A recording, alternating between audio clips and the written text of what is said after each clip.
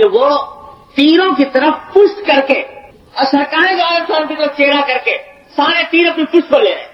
سرکار دو عالم صلی اللہ علیہ وسلم کو بچانے پشت پر اس لیے لے رہے تھے کہ ایک تو اگر سامنے آئے اور سینے پر تیروں کے بوچھال لے تو حضور اقدس السلام کی طرف پشت ہوتی ہے اور دوسرے سرکار دو عالم صلی اللہ علیہ وسلم کا جلوہ جہاں آ رہا نظر نہیں آتا.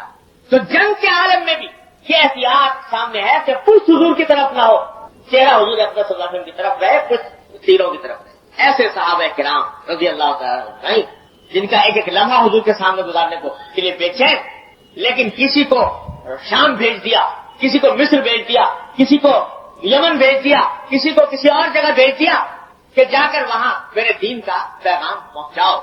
تو اب حضور کے ساتھ رہنے کا شوق قربان اور حضور اقدس صلی اللہ علیہ وسلم کے حکم کی تعمیل مقدم اور باہر جا کرتے رہے. تو جہاں جیسا تقاضا ہو, ہمارے حضرت عجیب بات فرماتے ہیں, یہ بات یاد رکھنے کی ہے کہ دین نام ہے وقت کے تقاضے پر عمل کرنے, کہ اس وقت کا کیا تقاضا ہے وہ کام انجام. تو وقت کا تقاضا اگر والدین کی خدمت ہے, پھر جہاد بھی اس کے آگے بے حقیقت, پھر تبلیغ بھی اس کے آگے بے حقیقت, پھر نماز باجماعت بھی اس کے آگے بے حقیقت, چاہے ان کی اپنے اپنے فضائل کتنے بھی. تو ہمیشہ اس بات کو مد نظر رکھنا چاہیے. والدین کی خدمت کے بارے میں اللہ تبارک و تعالیٰ نے خاص طور یہ بات اللہ نے اللہ کے رسول صلی اللہ علیہ وسلم بیان فرما دی کہ اور ساری عبادتوں پر مقدم ہے والدین کی خدمت. اور قرآن کریم نے والدین کے بارے میں ایک نہیں متعدد آیتیں نازل کی. فرمایا وَوَصَّيْنَا الْإِنسَانَ بِوَالِدَيْهِ حُسْنًا, ہم نے انسان کو اپنے والدین کے ساتھ اچھائی کرنے کی نصیحت کی کہ والدین کے ساتھ اچھائی کا معاملہ کریں. اور فرمایا کہ وَقَضَىٰ رَبُّكَ أَلَّا تَعْبُدُوا إِلَّا إِيَّاهُ وَبِالْوَالِدَيْنِ إِحْسَانًا, تمہارے پروردگار نے یہ فیصلہ کیا ہے دو باتوں کا, ایک ہے کہ اس کے سوا کسی کی عبادت نہ کرو, اور دوسرے کہ والدین کے ساتھ حسن سلوک کرو. توحید کے ساتھ ملا کر ذکر کیا کہ اللہ کی توحید اور والدین کے ساتھ حسن سلوک, کہ توحید کے بعد سب سے بڑا فریضہ انسان کے ذمہ کیا ہے کہ والدین کے ساتھ. اور پھر آگے کیا خوبصورت انداز میں قرآن کریم نے فرمایا وَإِمَّا يَبْلُغَنَّ عِندَكَ الْكِبَرَ أَحَدُهُمَا أَوْ كِلَاهُمَا, کہ اگر تمہاری زندگی میں تمہارے والدین بڑھاپے کو پہنچ جائیں فَلَا تَقُلْ لَهُمَا أُفٍّ, تو ان والدین کو کبھی اف بھی مت کہنا جب بڑھاپے کو پہنچ جائے. بڑھاپے کا ذکر اس لیے کیا کہ جب ماں باپ بوڑھے ہو جاتے ہیں تو بڑھاپے کے اثر سے بعض اوقات ذہن جو ہے وہ نارمل نہیں رہتا, اور اس کی وجہ سے بعض اوقات غلط سلط باتوں پر اصرار بھی کرتے ہیں. اس لیے خاص طور پر بڑھاپے کا ذکر کیا, چاہے تمہارے خیال میں جو بات کہہ رہے ہیں وہ غلط ہی کیوں نہ ہو, ناحق ہی کیوں نہ ہو, لیکن تمہارا کام یہ ہے کہ اف بھی مت کہو. وَلَا تَقُلْ لَهُمَا وَلَا تَنْهَرْهُمَا, ان کو جھڑک کر بات نہ کرنا. وَقُلْ لَهُمَا قَوْلًا كَرِيمًا, اور ان سے ہمیشہ عزت کے ساتھ بات کرنا. وَاخْفِضْ لَهُمَا جَنَاحَ الذُّلِّ مِنَ الرَّحْمَةِ, اور ان کے لیے ان کے آگے اپنے آپ کو ذلیل کرتے رہنا. صرف اتنا ہی نہیں, اپنے آپ کو والدین کے آگے ذلیل کرو. وَاخْفِضْ لَهُمَا جَنَاحَ الذُّلِّ مِنَ الرَّحْمَةِ وَقُلْ رَبِّ ارْحَمْهُمَا كَمَا رَبَّيَانِي صَغِيرًا, اور یہ دعا مانگتے رہنا کہ یا اللہ ان کے اوپر رحمت فرمائیے جس طرح انہوں نے مجھے بچپن میں پالا. تو ذرا سے بڑھاپے کے اندر اگر ماں باپ کا مزاج میں کچھ چڑچڑا پن پیدا ہو گیا تو اس سے گھبرا کر یہ اف کہنے کا اس کا خاص طور پر ذکر فرمایا کہ یہ بھی مت کر. میں نے ایک کتاب میں ایک قصہ پڑھا تھا, پتہ نہیں سچا ہے جھوٹا لیکن ہے سبق آموز. ایک صاحب نے لکھا کہ ایک صاحب تھے وہ بوڑھے ہو گئے اور بیٹے کو پڑھا بڑھا دیا, وہ بن گیا اچھا خاصا پڑھا لکھا فاضل آدمی ہو گیا. تو ایک دن بیٹھا ہوا تھے گھر کے سین میں, تو کوا آ کے بیٹھ گیا دیوار کے اوپر. تو باپ نے بیٹے سے پوچھا کہ بیٹا یہ کیا چیز ہے؟ تو بیٹے نے کہا بجان یہ کوا ہے. تھوڑی دیر گزری, پھر پوچھا کہ بیٹا یہ کیا چیز ہے؟ اس نے کہا بجان کوا ہے. پھر تھوڑی دیر گزری, پھر پوچھا کہ بیٹا یہ کیا ہے؟ اس نے کہا بجان ابھی تو بتایا تھا یہ کوا ہے. پھر تھوڑی دیر گزری, پھر پوچھا کہ بیٹا یہ کیا چیز ہے؟ اب بیٹے کے لہجے میں تبدیلی پیدا ہو گئی اور اس نے قدرے جھلک کر کہا بجان کوا ہے کوا. پھر تھوڑی دیر گزری تو پھر پوچھا کہ بیٹا یہ کیا ہے؟ اب بیٹے سے نہ رہا گیا, اس نے اٹھا کے کہا کہ آپ ہر وقت اس طرح کی باتیں پوچھتے تھے, 1000 مرتبہ کہہ دیا کوا ہے. اس نے ڈانٹ ڈپٹ کرنے کا ایک سلسلہ شروع کیا. تو تھوڑی دیر کے بعد باپ جو ہے وہ کمرے میں اٹھ کے گیا اور ایک ڈائری اپنی پرانی نکال کے لایا اور اس ڈائری میں ایک صفحہ کھول کے بیٹے کو دکھایا کہ بیٹا ذرا یہ پڑھنا. تو اس ڈائری میں یہ لکھا ہوا تھا کہ آج میرا چھوٹا بیٹا یعنی وہی چھوٹا بیٹا یہ آج سین میں بیٹھا ہوا تھا تو ایک کوا آ گیا. تو اس بیٹے نے مجھ سے 25 مرتبہ پوچھا کہ بیٹا یہ ابا جان یہ کیا ہے. تو میں اس کا جواب دیتا رہا کہ یہ کوا ہے. لیکن ہر مرتبہ وہ دوبارہ پوچھے گا یہاں تک کہ 25 مرتبہ یہ واقعہ پیش آیا اور مجھے اس کی ادا پر بڑا پیار آیا. تو یہ ڈائری کے اندر لکھا ہوا تھا. تو کہنے لگا باپ نے کہا دیکھو بیٹا یہ فرق ہے باپ میں اور بیٹے میں. جب تم چھوٹے تھے تو تم نے 25 مرتبہ پوچھا, میں نے 25 مرتبہ اطمینان سے جواب دیا. ساتھ میں یہ بھی لکھا ہوا ہے کہ مجھے اس کی ادا میں بڑا پیار آیا. اور میں نے 5 مرتبہ تم سے پوچھا کہ تمہیں اتنا غصہ.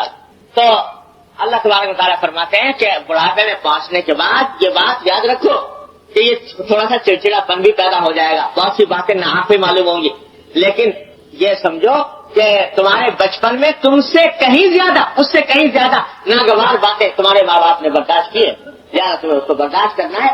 لا تقل لهما اف ولا تنهرهما وقل لهما قولا كريما. یہ ہے بیٹے کا.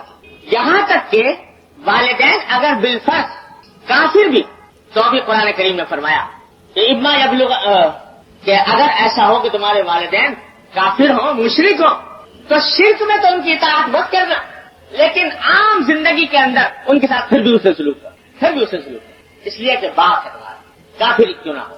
تو اللہ تبارک و تعالیٰ نے اتنی فضیلت اس کی رکھی ہے, اتنی تاکید اس کی رکھی ہے کہ والدین کی اطاعت ہو. آج دنیا ہر معاملے میں الٹی جا رہی ہے. اب باقاعدہ اس بات کی تربیت دی جا رہی ہے کہ والدین کے احترام اور ان کی عظمت, ان کی تعظیم کا دل سے نقش مٹایا جائے. باقاعدہ اس بات کی تربیت ہو رہی ہے کہ والدین کے احترام کو دل سے ختم کیا جائے. وہ بھی انسان ہے, ہم بھی انسان, کیا فرق ہے, ان کا ہمارے اوپر کیا حق ہے. تو جب دین سے انسان دور ہو جائے, اللہ اور اللہ کے رسول صلی اللہ علیہ وسلم کی اطاعت کا جذبہ مان پڑ جائے, آخرت کی فکر ختم ہو جائے, تو اس قسم کی باتیں پیدا ہوتی ہیں. اللہ تبارک و تعالیٰ سے حفاظت فرمایا.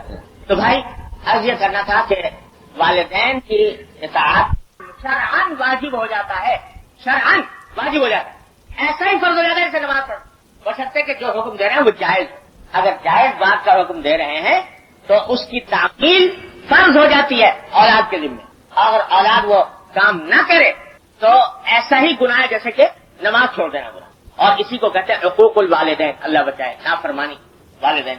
تو نافرمانی کا حال یہ ہوتا ہے کہ اس کے بارے میں بزرگوں نے فرمایا کہ نافرمانی کا وبال یہ ہوتا ہے والدین کی نافرمانی کا جب مرتے وقت کلمہ نصیب نہیں ہوتا. اللہ بچائے. اللہ ایک بزرگ تھے, ان کا واقعہ لکھا ہے. ایک شخص تھا, وہ بالکل مرنے حال آ گیا, نظر کی کیفیت تاری. سارے لوگ چاہ رہے ہیں کہ یہ کلمہ زبان پر پڑھ لے, لیکن کلمہ پڑھنا چاہتا ہے, زبان پر جاری نہیں ہو. کسی بزرگ کو لے کر آئے اور پوچھا کہ ان کا کیا حل کیا جائے. تو بزرگ نے فرمایا کہ اگر ان کی والدہ حیات ہو, والد حیات, ان سے معافی منگواؤ. کسی طرح ایسا معلوم ہوتا ہے کہ اس نے والدین کی نافرمانی کی ہے, اس کے نتیجے میں یہ وبال اس کے اوپر آیا. ان سے جب تک معافی نہیں ہو جائے گی کلمہ اس کی زبان پہ جائے. اللہ اتنی خطرناک والدین, جب والدین کا دل دکھانا اتنی خطرناک وبال کی بات ہے. حضور نبی کریم سرور دو عالم صلی اللہ علیہ وسلم نے ہر قدم پر اپنی تعلیمات میں اس کا لحاظ رکھا کہ والد اور والدہ کا احترام اور ان کی ساتھ حسن سلوک. جو بھی صحابی کبھی مشورہ طلب کرنے آتے تو آپ ان کو یہ مشورہ دیں. ہمارے ہاں طالب علم آتے ہیں دارالعلوم میں, بعض مرتبہ پڑھنے کا شوق ہے کہ عالم بن جائے, درس نظامی میں فارغ التحصیل ہو جائے, اور والدین کی اجازت لیے بغیر آ گئے. کہتے صاحب کیا کریں, والدین اجازت نہیں دے رہے تھے اور ہم اس واسطے چلے آئے. یاد رکھو مولوی بننا کوئی فرض نہیں تھا, والدین کی اطاعت کرنا فرض تھا. اگر والدین اتنا علم حاصل کرنے سے بھی روکیں جس سے کہ انسان مسلمان جیسی زندگی گزار سکے, نماز کا طریقہ سیکھنے سے روکے مثلا, پھر تو ان کی بات نہیں مانی. لیکن مولوی بننا کوئی فرض نہیں ہر ایک آدمی کے لیے. تو جب تک والدین اجازت نہ دیں اس وقت تک یہ کام نہیں. اگر کرے گا تو وہی بات ہوگی ہمارے حضرت والی کہ شوق پورا کر رہا ہے, دین کی بات نہیں, دین کا کام نہیں کرتا. اللہ تعالیٰ اپنی رحمت سے اس کی حقیقت سمجھنے کی توفیق عطا. جب تک والدین حیات ہوں یاد رکھو کہ اتنی بڑی نعمت ہے کہ اس روئے زمین پر اس سے بڑی نعمت انسان کے لیے کوئی اور نہیں. جبکہ حدیث میں حضور نے فرما دیا کہ ایک مرتبہ پیار کی نظر سے، محبت کی نظر سے والدین کو دیکھ لو، حج اور عمرے کا ثواب. ایک محبت کی نظر، اتنا لوٹنے کا زمانہ. اسی لیے حدیث میں فرمایا نبی کریم صلی اللہ علیہ وسلم نے کہ مردود ہو وہ شخص کہ جس کو اپنے والدین بڑھاپے کی حالت میں ملے پھر بھی وہ اپنے گناہوں کی مغفرت نہ کرا سکے. کہ اگر والدین بڑھاپے کی حالت میں ملے ہیں تو جنت حاصل کرنا اتنا آسان ہے جس کی کوئی حساب نہیں. ذرا سی ان کی خدمت کر دو، ان کے دل سے دعا نکل جائے گی اور تمہاری عاقبت سنوار دے گی. ذرا سی بہانے پر تم جنت کما سکتے ہو. لیکن جس شخص نے اس کے باوجود اس موقع میں فائدہ نہیں اٹھایا، فرمایا مردود ہو وہ شخص. اتنی خطرناک بات. تو اتنا والدین کی خدمت کی کے اوپر اتنا زور دیا جب تک وہ حیات ہو. بڑی نعمت ہے، اس کو نعمت اور بڑی قدر پہچان کر جب اٹھ جاتے ہیں پھر اٹھنے کے بعد انسان کو حسرت ہوتی ہے کہ اوف کو زندگی کے اندر ہم نے ان کی کوئی قدر نہ کی، ان کے ساتھ اس نے سلوک نہ کیا اور یہ جنت نہ کمائی. بعد میں افسوس ہو، جب تک ہے اس کی قدر پہچان. اور جب اٹھ جائیں دنیا سے چلے جائیں، اور ہمیشہ یہی ہوتا ہے اکثر و بیشتر، جب مرنے کے بعد اولاد کو احساس ہوتا ہے کہ کتنی بڑی نعمت کھو دی اور اس وقت میں ان کا حق ادا نہ کیا، تو اس کے لیے بھی اللہ تبارک و تعالیٰ نے راستہ رکھ دیا ہے کہ جس نے یہ کوتاہیاں کی ہوں والدین کے حقوق میں اور اس سے فائدہ نہ اٹھایا ہو، تو اس کے دو راستے تلافی. ایک ایصال ثواب کی کثرت، جتنا ہو سکے ان کو ایصال ثواب پہنچائے، صدقہ دے کر، نوافل کے ذریعے، قرآن خوانی کے ذریعے، یعنی خود قرآن کریم کی تلاوت کر کے جتنا ہو سکے ثواب پہنچائے والدین، اس سے کچھ تلافی ہو جاتی. اور دوسری حدیث میں فرمایا کہ والدین کے جو محبت کرنے والے اعزاء، اقربا، دوست، احباب ہیں، ان کے ساتھ حسن سلوک کریں. اب والدین تو حیات نہ رہے لیکن ان کے اعزاء، اقربا، دوست، احباب ہیں، ان کے ساتھ حسن سلوک کرے اور ان کے ساتھ بھی ویسا ہی معاملہ کرے جیسے باپ کے ساتھ کرنا چاہیے تھا. تو اس کے نتیجے میں اللہ تبارک و تعالیٰ اس کوتاہی کی تلافی فرما دے. اللہ تعالیٰ مجھے آپ کو سب کو اس کی توفیق عطا فرمائے. جن کے والدین زندہ ہوں ان کے والدین کے ساتھ صحیح معنی میں حسن سلوک کرنے کی توفیق عطا فرمائے. جن کے والدین زندہ نہ ہوں تو اللہ تعالیٰ ان کا حق ادا کرنے کی سارے ثواب وغیرہ کے ذریعے توفیق عطا فرمائے. تو اگلی حدیث ہے، حضرت ابو ہریرہ رضی اللہ تعالیٰ عنہ روایت فرماتے ہیں، فرمایا کہ جاء رجل الى رسول اللہ صلی اللہ علیہ وسلم فقال یا رسول اللہ من احق الناس بصحبتی بحسن الصحابتی قال ام قال ثم من قال ام قال ثم من قال ام قال ثم من قال ابو. اللہ، یہ فرماتے ہیں کہ ایک صاحب حاضر ہوئے حضور اقدس صلی اللہ علیہ وسلم کی خدمت میں اور آ کر پوچھا کہ یا رسول اللہ نعم بل کلاہما. تو انہوں نے جواب میں عرض کیا کہ رسول اللہ ضرور زندہ ہیں، اب دونوں زندہ ہیں، والد بھی اور والدہ بھی. قال، تو آپ نے فرمایا فتبتغی الاجر من اللہ تعالی، تو کیا واقعی اللہ تعالیٰ سے اجر چاہتے ہو؟ قال نعم. قال فرجع الی والدیک فاحسن صحبتہم. تو آپ نے فرمایا کہ جاؤ والدین کے پاس واپس جاؤ اور ان کے ساتھ حسن سلوک کرو، بجائے اس کے کہ میرے ساتھ جہاد کرو. اپنے ساتھ جہاد کی فضیلت کو قربان فرما دیا والدین کے حسن صحبت. ایک اور روایت آتی ہے، اس میں آتا ہے کہ ایک صاحب حاضر ہوئے، جہاد کے لیے تیاری ہو رہی تھی. تو ایک صاحب حاضر ہوئے حضور اقدس صلی اللہ علیہ وسلم کی خدمت میں آ کر عرض کیا کہ رسول اللہ میں جہاد میں شامل ہونے کے لیے آیا ہوں، اور اپنے ایک طرح سے فخر کے طور پر بیان کیا کہ میں اتنا سچا طالب ہوں جہاد کا کہ آپ کی خدمت میں حاضر ہوا ہوں اس حالت میں کہ والدین کو روتا چھوڑ کر آیا ہوں. یعنی والدین مجھے بھیج نہیں رہے تھے، اجازت نہیں دے رہے تھے، تو روتا چھوڑ کر آیا ہوں والدین کو اور آپ کی خدمت میں آیا ہوں تاکہ آپ کے ساتھ جہاد کروں.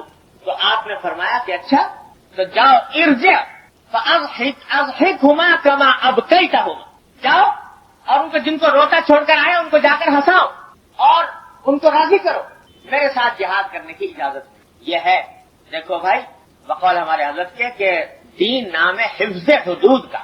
کس چیز کی حد کہاں تک ہے، اس یہ نہیں ہے کہ جہاد کی وزیرت سن لی تو بس اور سب کچھ چھوڑ چھاڑ کے چل دیے روانہ ہوگا، بلکہ اللہ تبارک و تعالیٰ اللہ کے رسول صلی اللہ علیہ وسلم کے حکم کی رعایت کرتے ہوئے ہر موقع کے اوپر کام کرنا ہوتا ہے. یہ جو یک باغا پن ہوتا ہے نا، آج کل ہمارے حضرت والد صاحب صلی اللہ علیہ وسلم فرمایا کرتے تھے کہ آج کل لوگ یک باغے ہو گئے. یک باغے یعنی جیسے گھوڑا کی ایک ہی باغ ہو تو ایک ہی طرف چلے گا، دوسری طرف دھیان نہیں دے گا. یک باغے ہو گئے یعنی ایک بات سن لی کہ بھائی یہ چیز بڑی فضیلت کی ہے تو اسی میں ڈوب پڑے، یہ دیکھے بغیر کہ اور چیزوں کے حقوق کیا ہیں اور چیزوں کی حدود کیا ہے. یہ بات در حقیقت آتی نہیں عادتاً جب تک کہ صحبت میسر نہ آئے کسی اللہ والے. خوب سمجھ. زبان سے میں نے بھی کہہ دیا, آپ نے بھی سن لیا, کتابوں میں لکھا